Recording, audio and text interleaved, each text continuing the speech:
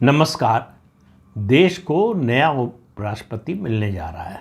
चुनाव हो गए उपराष्ट्रपति के और भारतीय जनता पार्टी और एनडीए के कैंडिडेट सीपी राधाकृष्णन चुनाव जीत गए और वोटों का अंतर जो के निकटतम या कहें एकमात्र प्रतिद्वंदी थे बी सुदर्शन रेड्डी, कांग्रेस और इंडिया अलायंस की ओर से उनको उम्मीदवार बनाया गया था।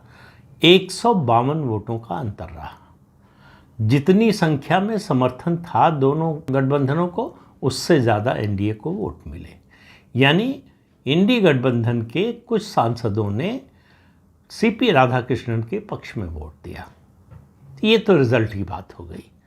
रिज़ल्ट एक्सपेक्टेड था। कुछ लोगों को ख्याल था, सपने आ रहे थे कि एनडीए से बड़ी संख्या में जा रहे हैं वोट उधर और लोग क्रॉस वोटिंग करेंगे और सीपी राधाकृष्णन को हरा देंगे, तो उनको मुबारक हो उनके सपने। उसके बारे में मुझे कुछ नहीं कहना है। लेकिन ये चुनाव का मुद्दा विपक्ष ने बनाया क्या, क्यों विरोध किया सीपी राधाकृष्णन की उम्मीदवारी का? कांग्रेस पार्टी और विपक्ष ने कहा कि ये लड़ाई, हम जानते हैं कि हम ये हार जाएंगे लड़ाई, लेकिन ये लड़ाई दरअसल संविधान और संघ के बीच में है। तो नतीजा तो ये बता रहा है कि संघ जीत गया। अगर ये लड़ाई संविधान और संघ के बीच में थी तो संघ जीत गया, यानी क्या कहें, संविधान हार गया। अब इसमें संविधान कहीं से आता नहीं था इस लड़ाई में। तो जैसे फिल्मों में होता है ना, कई फिल्मों में ज़बरदस्ती कुछ गाने, डांस सीन, इस तरह के सीन ठूसे जाते हैं, उस तरह से संविधान को इसमें ठूसा इस लड़ाई में। क्यों? क्योंकि राहुल गांधी का आजकल खाना नहीं पचता संविधान का नाम लिए बिना, और उनको लगता है कि इतनी बार और इतने बड़े पैमाने पर बार बार संविधान करेंगे, जेब में संविधान की प्रति लेकर चलेंगे, संसद में लहराएंगे, संसद के बाहर लहराएंगे, तो एक दिन ऐसा भी आ सकता है कि लोग इस देश के संविधान निर्माता बाबा साहब अम्बेडकर को भूल जाएं और संविधान का जैसे ही नाम आए राहुल गांधी को याद करने लगे। ऐसा कभी होने वाला नहीं।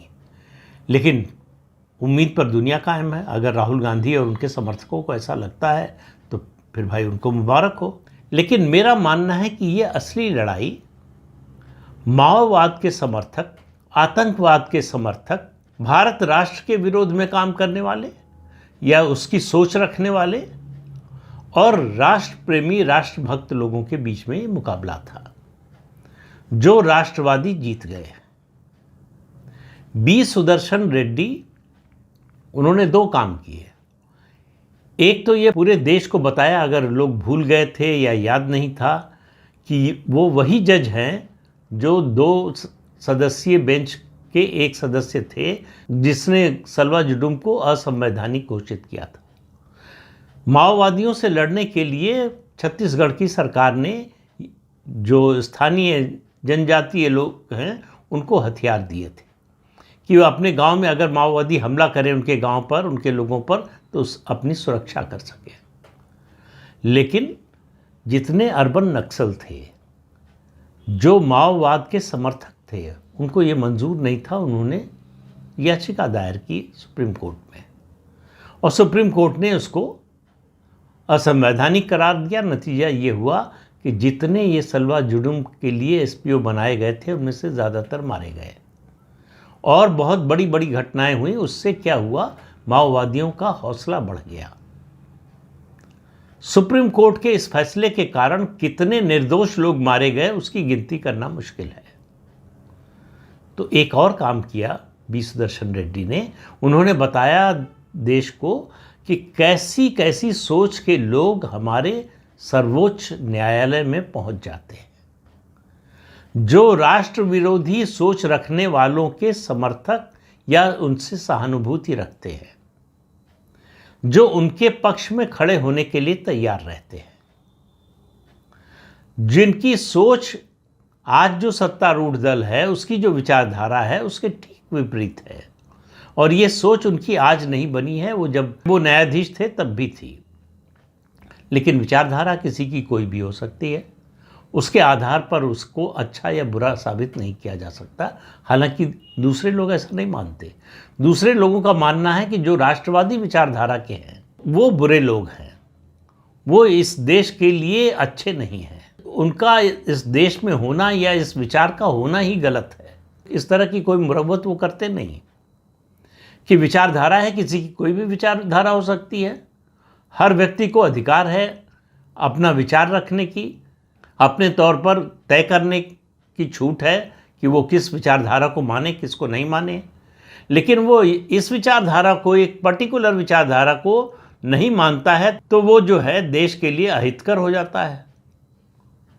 ये सोच है अर्बन नक्सल्स की, ये जो इकोसिस्टम है अर्बन नक्सल्स का, माओवादियों का, उसकी, कम्युनिस्टों की, और उसमें कांग्रेस पार्टी इस समय सबसे आगे चल रही है।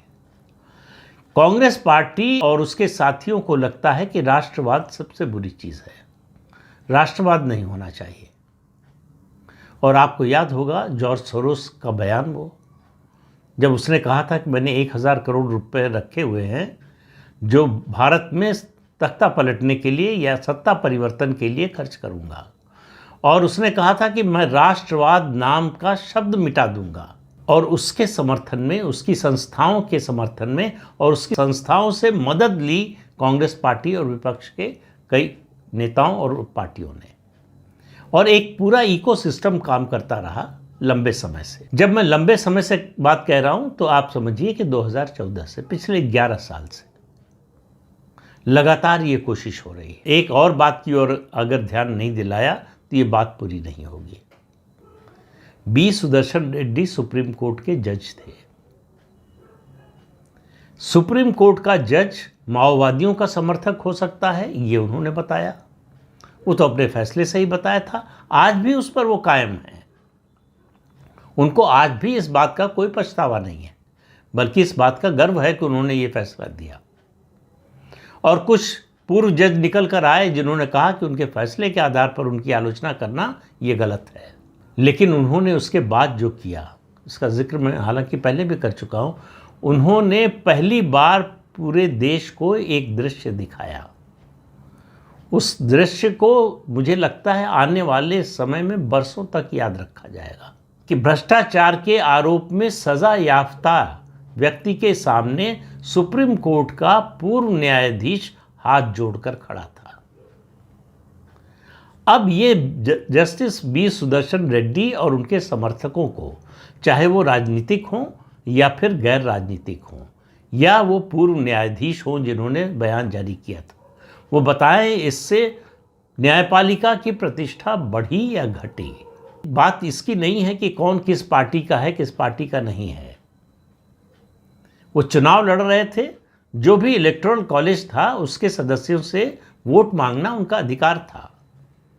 लेकिन एक सजा याफ्ता नेता, नाम भी ले लेता हूं, लालू प्रसाद यादव, जो इलेक्टोरल कॉलेज का सदस्य भी नहीं है, उससे वोट मांगने तो नहीं गए थे। उसके सामने हाथ जोड़कर क्यों खड़े थे बी सुदर्शन रेड्डी? उन्हें देश को बताना चाहिए। वो डॉक्टर लोहिया का उदाहरण दे रहे थे, उन्हें यह भी बताना चाहिए कि लालू प्रसाद यादव डॉक्टर लोहिया के बताए किस रास्ते पर चलते हैं, कौन से समाजवाद को मानते हैं, डॉक्टर लोहिया के किस सिद्धांत को मानते हैं। तो ये चुनाव लड़कर जस्टिस बी सुदर्शन रेड्डी ने न्यायपालिका की प्रतिष्ठा को गिराने का काम किया है। उपराष्ट्रपति का चुनाव लड़े, वो एक संवैधानिक पद है, उसमें कोई बुराई नहीं है। लेकिन जिन मुद्दों पर लड़े, वो जिन तर्कों के आधार पर लड़े और जिस तरह से लड़े और जिन लोगों के पास गए समर्थन मांगने के लिए, वो बताता है कि न्यायाधीश के रूप में उनकी सोच क्या थी, किस तरह के तत्वों, किस तरह की विचारधारा और किस तरह की नीतियों का वो समर्थन करते थे। ये देश के लिए बड़ी चिंता की बात है। तो सीपी राधाकृष्णन देश के अगले उपराष्ट्रपति होंगे। जब भी शपथ दिलाई जाएगी, राष्ट्रपति उनको शपथ दिलाएंगी, उसकी तारीख तय होनी है। जिस दिन तारीख तय होगी शपथ दिलाई जाएगी। और सीपी राधाकृष्णन का जीतना, मेरा मानना है, जो मुद्दा बना दिया था कांग्रेस और उसके साथी दलों ने, वो उसका साफ संदेश है कि इस देश में राष्ट्रवादी ताकतों का अब भी बोलबाला है और रहेगा। दूसरी बात, राहुल गांधी और उनके साथी देश भर में घूम रहे हैं वोट चोरी का मुद्दा बनाकर। अब भाई इसमें तो कोई जो इलेक्टोरल रोल था, या मतलब जो मतदाता सूची थी, उसमें कोई हेरफेर नहीं हुई। कोई नए मतदाता जोड़े नहीं गए, किसी का नाम काटा नहीं गया, और ये चुनाव ईवीएम से भी नहीं हुआ, ये तो बैलेट पेपर के जरिए हुआ। रोज़ दावा करते हैं आप बैलेट पेपर से चुनाव करा लो, हम जीत जाएंगे। तो बैलेट पेपर से ये हुआ चुनाव, तो क्यों नहीं जीत पाए? लेकिन सबको मालूम है कि कौन सी पार्टी किसके साथ थी। इस चुनाव में बीआरएस, बीजेडी, अकाली दल, इन पार्टियों ने एब्सटेन किया, किसी के पक्ष में वोट नहीं दिया। आंध्र प्रदेश की दोनों पार्टियों, टीडीपी जो एनडीए का हिस्सा है और वाईआरसीपी जो एनडीए का हिस्सा नहीं है, जिस पर बड़ी उम्मीद थी विपक्ष को कि चूंकि बी सुदर्शन रेड्डी भी तेलंगाना से आते हैं, अविभाजित आंध्र प्रदेश से आते हैं, इसलिए ये दोनों नेता जो है पलट जाएंगे और एनडीए की बजाय इंडी गठबंधन का समर्थन कर देंगे। ऐसा कुछ नहीं हुआ। तो इससे पहले मैंने एक वीडियो में कहा था कि 2 परीक्षाओं की घड़ी आ रही है, उसमें से एक ये उपराष्ट्रपति का चुनाव था। ये परीक्षा थी प्रधानमंत्री नरेंद्र मोदी के नेतृत्व कौशल और संसदीय प्रबंधन की, उनकी पार्टी की, और राहुल गांधी और कांग्रेस पार्टी और विपक्ष की। राहुल गांधी की स्थिति ये देखिए, चुनाव था 9 तारीख को, यानी कल। पहले से मालूम था, तारीख पहले से घोषित थी। 8 तारीख को इंडी गठबंधन के सांसदों ने, जितने इलेक्टोरल कॉलेज के सदस्य थे, उन सबका एक मॉक ड्रिल हुआ कि कैसे वोट करना है। हालांकि दोनों पक्षों की ओर से हुआ, इसके बावजूद 15 वोट इनवैलिड हो गए। अब ये पता नहीं कि जानबूझ के किए गए या अज्ञानता में हुआ। राहुल गांधी 8 तारीख की रात में 10:30 बजे मलेशिया से लौट कर आए। जो मॉक ड्रिल हुई उसमें वो शामिल नहीं हुए, जो स्टडी सेशन हुआ, जो बैठक हुई, उसमें वो शामिल नहीं हुए। तो वो विपक्ष के नेता के रूप में अपने काम को कितनी गंभीरता से लेते हैं, इससे पता चलता है। मैं ये नहीं कह रहा हूं कि वो अगर शामिल होते, पहले से आ जाते, तो बी सुदर्शन रेड्डी चुनाव जीत जाते। लेकिन अगर विपक्षी पार्टियों का गठबंधन कांग्रेस पार्टी एनडीए के खेमे से 5 वोट भी, मैं कहता हूं 2 वोट भी जो है खींच कर ले गए होते, तो ये उनके नेतृत्व कौशल की और उसके अलावा राजनीतिक प्रबंधन की जीत होती, जो वो नहीं कर पाए। तो इसका मतलब है इंडी गठबंधन में ऐसे लोग हैं, ऐसे सांसद हैं जो प्रधानमंत्री नरेंद्र मोदी के नेतृत्व से प्रभावित हैं और अपनी पार्टी के विरोध में जाकर वोट देने के लिए तैयार हैं।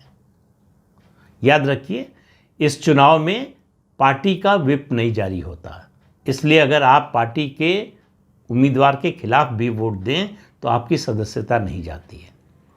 आज तक ऐसा कभी नहीं हुआ है कि उपराष्ट्रपति पद का जो सत्तारूढ़ दल का उम्मीदवार हो वो चुनाव हारा हो, लेकिन एक बार राष्ट्रपति के चुनाव में हो चुका है, और वो आपको याद होगा अच्छी तरह से 1969, जब कांग्रेस पार्टी के आधिकारिक उम्मीदवार थे डॉक्टर नीलम संजीव रेड्डी, और उनको इंदिरा गांधी हराना चाहती थी, तो उन्होंने अपील की थी कि अपनी अंतरात्मा की आवाज़ पर वोट दीजिए। मतलब कांग्रेस का जो अधिकृत उम्मीदवार है उसको वोट न दीजिए। वीवी गिरी उस समय उपराष्ट्रपति थे, इस्तीफा देकर चुनाव लड़ रहे थे राष्ट्रपति का निर्दलीय उम्मीदवार के रूप में। इंदिरा गांधी के तमाम समर्थकों ने उनको वोट दिया और आखिर वो राष्ट्रपति बने। नीलम संजीव रेड्डी जो कांग्रेस के अधिकृत उम्मीदवार थे वो चुनाव हार गए। जब से संविधान बना है और उपराष्ट्रपति का चुनाव हो रहा है, एक ही उदाहरण है जब राष्ट्रपति पद का उम्मीदवार जो सत्तारूढ़ दल का था, जाहिर है सत्तारूढ़ दल का ही जीतता है क्योंकि उन्हीं के पास बहुमत होता है।